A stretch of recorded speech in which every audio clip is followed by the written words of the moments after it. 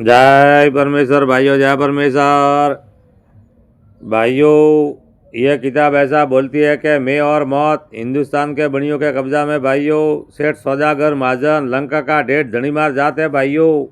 जय परमेश्वर, जय परमेश्वर। यह जगदीकार ने जिसको श्री अनूपदास प्रिंटिंग पर छावनी रणपुर साहब के प्रसिद्ध किया।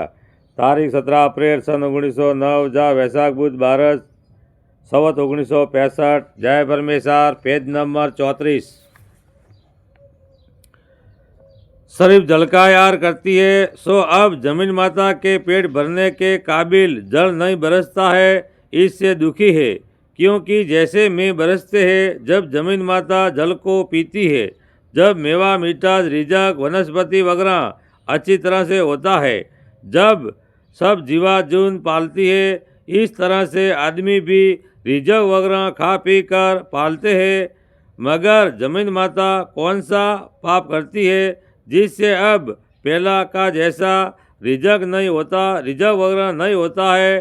क्योंकि जमीन माता तो ऐसी सती है कि सिर्फ जल का आहार करती है कि जमीन माता जल का आहार जब करती है कि जब जल बरसता है सो सब जहान के लोग अपनी अपनी आँखों से देखते हो।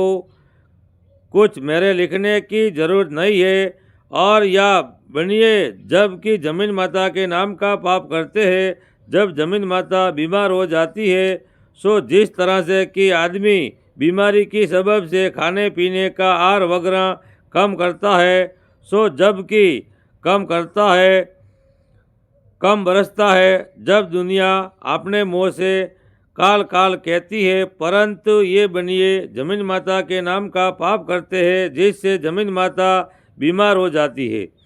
और जिस तरह से कि मालिक ने आदमी के शरीर में गोश्त हड्डी चर्बी वगैरह बनाया है, उसी तरह से जमीन माता के शरीर में गोश्त चर्बी हड्डी वगैरह बनाया है।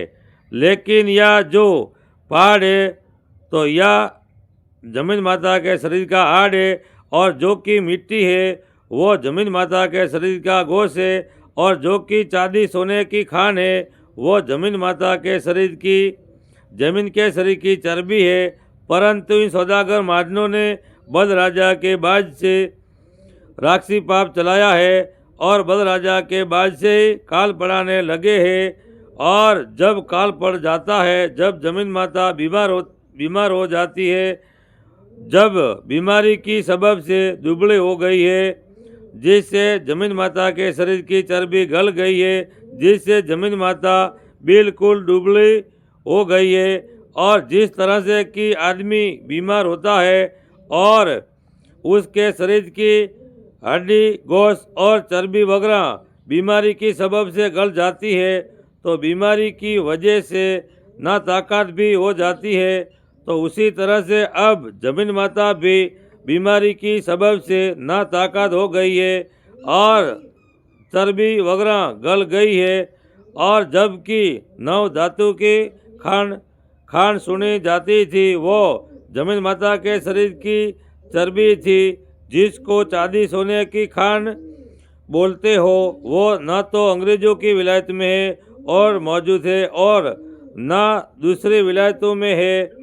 उसी तरह पर अब इन बनियों के जाल की वजह से सातों आठों विलायतों के अंदर चांदी सोने की खान नहीं है, और जो कहीं पर है भी तो पहला जमाना के बराबर धन नहीं निकलता है, बल्कि ज़्यादा लगात के सबब से नुकसान उठाना पड़ता है। क्योंकि पहले ज़माना में 1 रुपया का खर्च किया जाता तो 1 रुपया का माल निकलता था। जय परमेश्वर, जय परमेश्वर, जय परमेश्वर।